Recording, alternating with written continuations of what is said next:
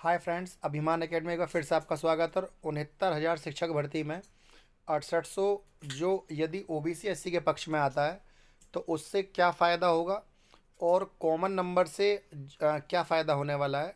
और जो common number का ऑर्डर आया है, मैंने आज कॉमन नंबर की आपको 3 डेट बताई थी प्रत्यावेदन में क्या भरनी है। दोबारा अगर कोई कोई अभ्यर्थी जब नहीं जुड़ा था तो पहले और दोबारा बता दूं मैं आपको। एक डेट थी 20/12/2021 जो आपको उसमें भरनी है, और दूसरी डेट थी 8 मई, है ना। और तीसरी थी 12।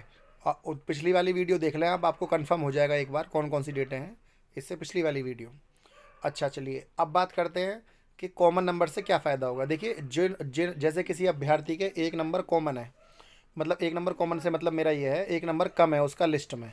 उसके 89 नंबर है, अगर 90 होते तो वो पास हो जाता।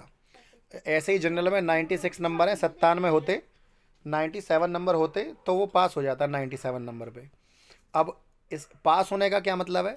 इसका मतलब है यदि इनको एक नंबर और दे दिया जाए इन अभ्यर्थियों को, और इनका वो क्वेश्चन, उस क्वेश्चन पे इन्हें नंबर वो पहले ना मिला हो, है ना। ये भी शर्त है कि वो नंबर पहले मिल ना चुका हो। ऐसा नहीं है एक क्वेश्चन पर 2 बार नंबर मिलेगा। तो वही अभ्यर्थी, कुछ अभ्यर्थियों को ये नहीं पता है कि हमारा 89 हमारा नंबर बढ़ेगा नहीं बढ़ेगा, कौन सा क्वेश्चन है। तो यहाँ पर ये भी जानने की ये भी पता होना चाहिए। एक एक क्वेश्चन था जिसमें ये पूछा गया था चारों राइटरों में से कौन से हैं, है ना।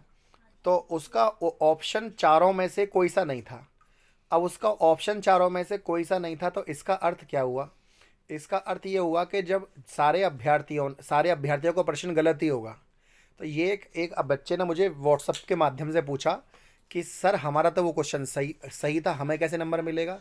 तो मैं सबको ये बताना चाहता हूँ, देखिए वो एक ऑप्शन दिया गया है आपको, एक ऑप्शन के A B C D चारों ऑप्शन ही गलत हैं, तो उस पर आपको नंबर पहले ही कैसे मिल गया?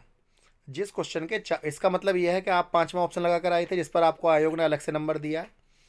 तो ऐसा कुछ नहीं है, वो क्वेश्चन सभी का गलत था क्योंकि उसके चारों ही ऑप्शन गलत है। बच्चा कोई भी टिक लगाता है वो गलत ही माना जाता।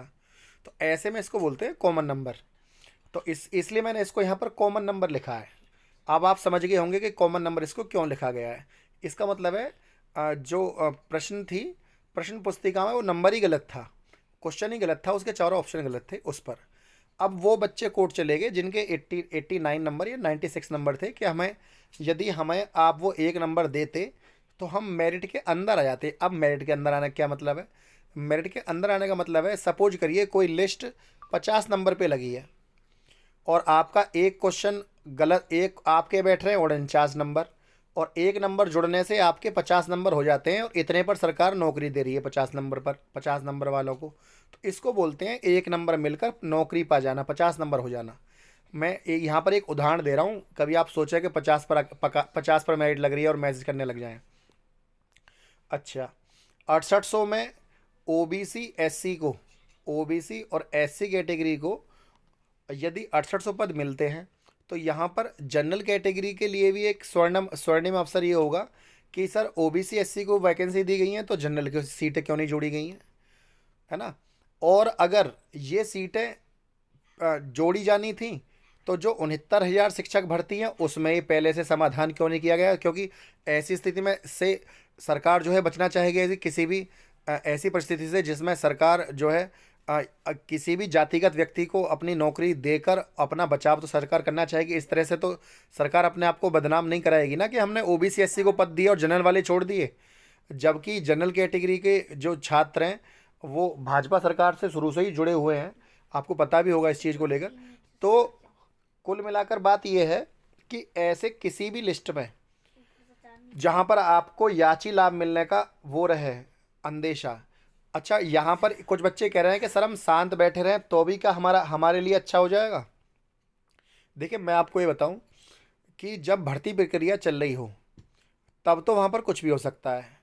या आजकल ये एक नया फैशन चला है कि जो भी आदमी याचिका डालता है, अगर वो ये देखता है कि फैसला सबके पक्ष में नहीं आ रहा, तो सरकारी वकील, जो प्राइवेट वकील हैं, वो ज़्यादातर ये बहस में ये भी कहते हैं कि हमारे याचियों के साथ गलत हुआ है, हमारे याचियों के साथ वो हुआ है, या हमारे जो याची हैं, क्योंकि वो कोर्ट की लैंग्वेज है, ऐसी स्थिति में क्या होता है कि जो केस लड़ा जा रहा है वो किसके लिए लड़ा जा रहा है? याचियों के लिए, ना कि सबके लिए। तो ऐसी स्थिति में याचियों को लाभ देते हुए उनको नौकरी दी जाती है, उसी को याची लाभ कहा जाता है। ऐसा रेयरली बहुत कम होता है कि वो लाभ सबको दे दिया जाए। अगर आपको ध्यान हो तो ऋषभ मिश्रा वाले केस में जो 25 तारीख के बाद अभ्यर्थी जुड़े थे उनको भी नंबर नहीं दिया गया है, बल्कि 25 तारीख से पहले पहले वाले अभ्यर्थियों को ही प्रत्यावेदन फॉर्म भरवाए जा रहे हैं। तो ये अपने आप में एक सोचनीय बात है कि जो बच्चा 26 में जुड़ा, केस में लेट जुड़ा, तो उसकी क्या गलती? उसको तो यहाँ नौकरी मिलनी चाहिए थी। तो इसी बात की पिटिशन बनाकर फाइल की जा रही है। जो भी अभ्यर्थी हमारे साथ जुड़ना चाहे, मेरा नंबर है तो सबके पास है, लेकिन फिर भी जो बच्चे नए हैं उन्हें बता दूं, 9761273444 व्हाट्सअप नंबर है। कॉल करने की का प्रयास ना करें, इस पर व्हाट्सअप कॉल लग सकती है वैसे भी, लेकिन कॉल ना करें। आप बाई चैट मुझसे पूछ लें, समय निकाल कर मैं आपका उत्तर ज़रूर दूंगा। लेकिन सबसे बड़ी बात यह है कि जो भी अभ्यर्थी भर्ती से जुड़ रहे हैं, निश्चिंत रहें और शांत रहें, धैर्य बनाकर रखें। आगे भी इसमें काफ़ी राह खुलेंगी। क्यों? क्योंकि मैंने आपको बताया 6800 में तो किस तरह से खुलेंगी और कॉमन नंबर में किस तरह खुलेंगी। अब कुछ बच्चे ये कह रहे होंगे, सर आपने जनरल के लिए बताया, कॉमन नंबर वालों के लिए बताया, ओबीसी एससी कैटेगरी के लिए नहीं बताया। देखिए, ओबीसी एससी कैटेगरी वाले बच्चों के दो केस चल रहे हैं। एक तो चल रहा है एमआरसी वाला केस, है ना। दूसरा केस जो चल रहा है वो चल रहा है कि इसकी हमको 18,000 पद कम मिले। अगर एमआरसी लागू ना होता तो हमको 18,000 पद और मिलते ओबीसी एससी वाला। उनका भी एक केस अलग है। तो इस तरह के अभ्यर्थियों को अगर जोड़ना हो तो मुझे बता देना, उसका भी एक केस चल रहा है। क्योंकि हमारी लड़ाई किसी एक जातिगत नहीं है, हम केवल किसी एक कैटेगरी से बंधे हुए लोग नहीं हैं। हम ये चाह रहे हैं, मैं तो अगर आप दिली इच्छा पूछेंगे तो मैं चाहूँगा 90-97 पर संपूर्ण समायोजन हो जाए और सबको नौकरी मिल जाए, ठीक है। या 22,000 पद जोड़ते हुए जितने भी अभ्यर्थी मेरिटोरियस हैं, अच्छे अच्छे बच्चे हैं, 22,000 पदों को सबको नौकरी दी जाए। ये मेरी शुरू से इच्छा है। मेरी कोई ये नहीं है कि केवल एक ही कैटेगरी को नौकरी दी जाए, सबको लाभ हो जो जहाँ जहाँ हो सकता है। फ्रेंड, यदि वीडियो आपको अच्छी लगी तो वीडियो को लाइक, शेयर और चैनल को सब्सक्राइब करना ना भूलें। आज के लिए इतना ही। जय हिंद, जय भारत।